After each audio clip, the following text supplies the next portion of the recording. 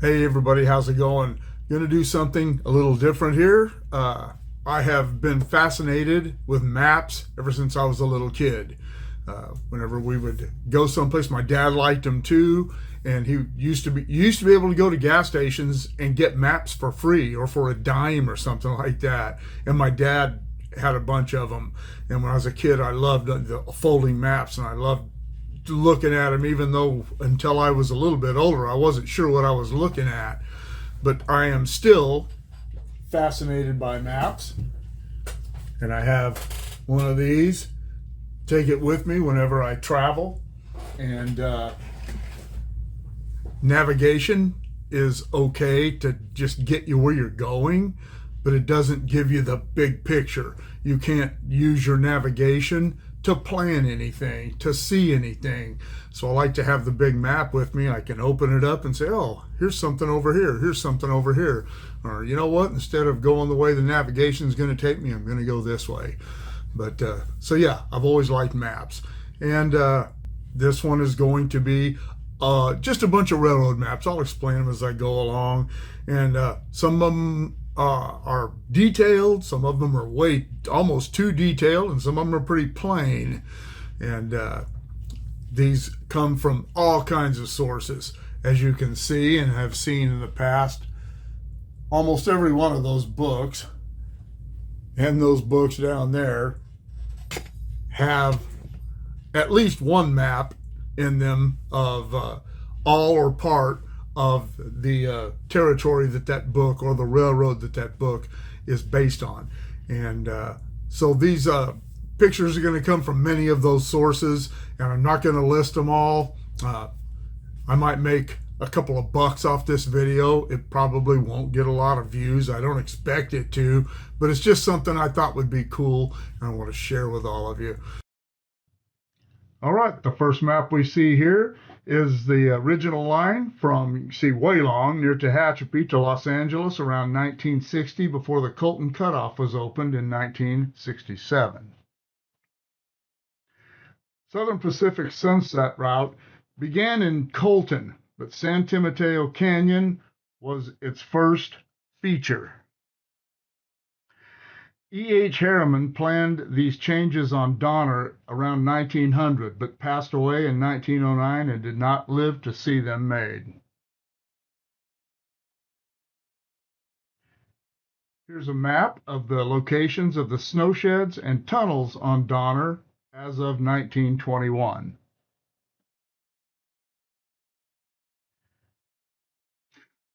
Here are the Imperial Valley lines, including the Inner California and the San Diego and Arizona, after the 1905 flood created the Salton Sea. This shows the location of the old line, the new line, the never-built High Line, as well as the Kaiser Railroad. The Northwestern Pacific Railroad was created to connect the San Francisco Bay to Humboldt County, and this is a map of the northern end. And here is the southern end. It passed through various owners and ceased operations in 1998. The nickel plate served the upper Midwest until it was absorbed by the Norfolk and Western in 1964. This shows the east and westbound Santa Fe lines over Cajon Pass in 1914. The Cadiz and Ripley branches were built by the Arizona and California Railroad in 1910 and 1916, respectively, and leased to the Santa Fe in 1921. Ripley was returned to the A&C in 1991. The New York Central, as it appeared in 1853, it merged with the Penn Central in 1968, was absorbed into Conrail in 1976, which was split between CSX and Norfolk Southern in 1999.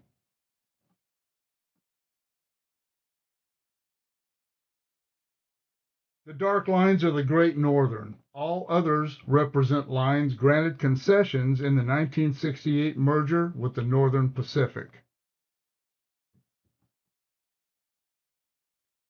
This is the entire Pacific Electric system at its peak in the 1920s when it was the largest electric railroad in the world.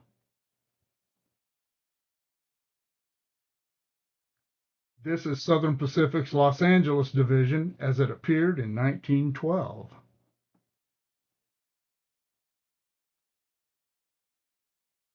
And this is the Western division as it appeared in 1931.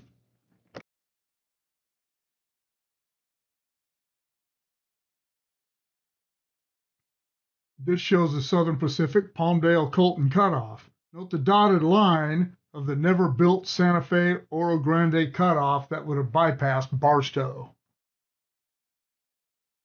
Here is the Los Angeles and Salt Lake Railroad line and its branches. In 1923, UP began operating the line under their name in 1921, but the Los Angeles and Salt Lake survived on paper until 1988. Here are all the major rail lines of Southern California as they appeared in 1880.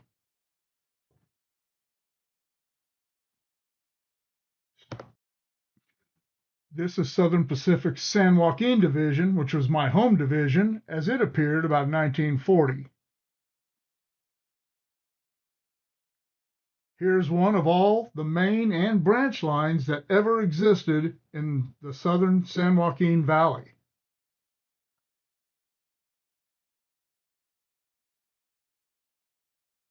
The Visalia Electric began operating from Visalia to the Sierra foothills in 1904. Passenger service ended in 1924, but the San Joaquin Valley Railroad still uses what's left of it.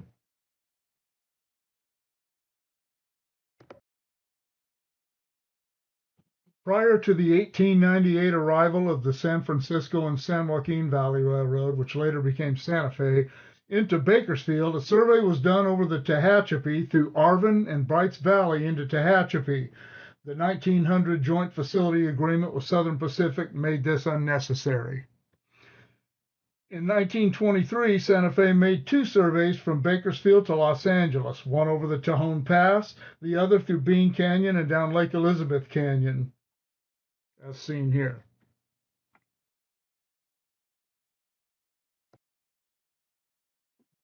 Southern Pacific's Owino branch, also called the Jawbone, was built in 1909 from Mojave north to Owino to accommodate the construction of the Los Angeles Aqueduct. Service from Lone Pine to Owino stopped in 1960 and from Searles to Lone Pine in 1982. Mojave to Searles remains a busy line.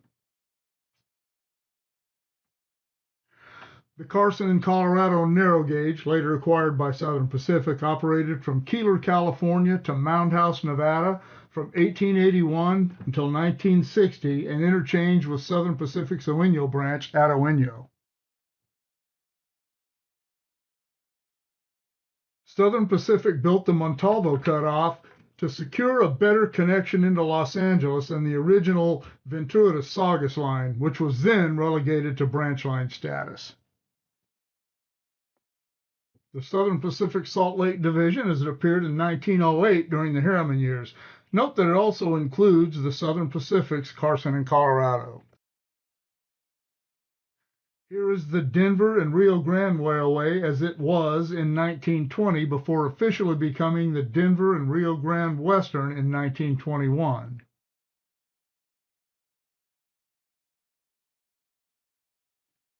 The Tonopah and Tidewater was completed from Ludlow, California to Gold Center, Nevada in 1907 to serve the borax mines in the Amargosa and Death Valleys and gold mines in the Rhyolite and Bullfrog districts. It was abandoned in 1942. The Tonopah and Goldfield Railroad began operations in 1905 and filled the unfinished end of the Tonopah and Tidewater from Goldfield to Tonopah and then on to Minot, Nevada. It ceased operations in 1947. The Las Vegas and Tonopah Railroad opened in 1905 to compete for the mining traffic with the Tonopah and Tidewater and the Tonopah and Goldfield. It ceased operations in 1919, and much of today's Highway 95 between those cities was built on its abandoned roadbed. While I can't speak for the branch lines, Union Pacific's main line on its Montana division still operates in its entirety. Southern Pacific's Shasta Division in 1960. The Siskiyou line from Weed, California to Ashland, Oregon was sold off in 1992. Southern Pacific's Bakersfield Yard is seen in 1952. With the exception of the depot at Baker and Sumner Streets, all the buildings shown here are gone, along with most yard tracks west of Kern Junction where the Santa Fe splits off. The depot was vacated in 2021 and the turntable remains in place but not in use. As Kern County oil fields began to boom, Southern Pacific began pushing lines to serve them. In 1893, the McKittrick branch opened, then the Oil City in 1900, the Sunset to Hazleton in 1901, and the Sunset Western to Shale in 1909.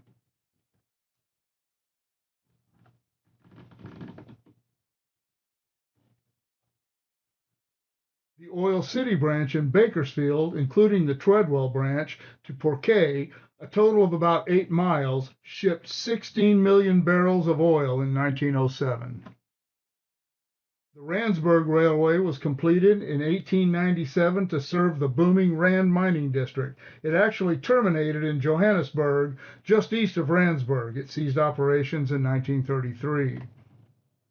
The Eureka and Palisade was an 85-mile-long narrow gauge road built to connect mining in east central Nevada to the Southern Pacific at Carlin. It operated from 1873 till 1938. The Nevada County Railroad was a California Gold Country narrow gauge road that connected Nevada City to the Southern Pacific Connection or the Central Pacific Connection at Colfax. It was abandoned in 1943. The Bodie Railway and Lumber Company is a little-known narrow-gauge road that was built to bring cut lumber from the mills south of Mono Lake to the boomtown of Bodie, California, which today is an amazing ghost town. It operated from 1881 till 1917. The Minarets and Western Railway was built to move lumber from the forests near Bass Lake, California, to the Sugar Pine Lumber Mill in Pinedale, north of Fresno. It operated from 1923 till 1935. The San Diego and Arizona was a road with a fascinating story, much too convoluted to be told here, but it operated from 1919 till 1933 when Southern Pacific acquired it and renamed it the San Diego and Arizona Eastern, and it operated until 1979. Well, I hope you enjoyed that. For those of you map lovers like me, I'm sure you did, and some of you who may not really ever have thought about, especially railroad maps, give you something to think about. Check out some books and get a little more into it the way I do. But anyway, thanks a lot, and we'll see you on the next adventure.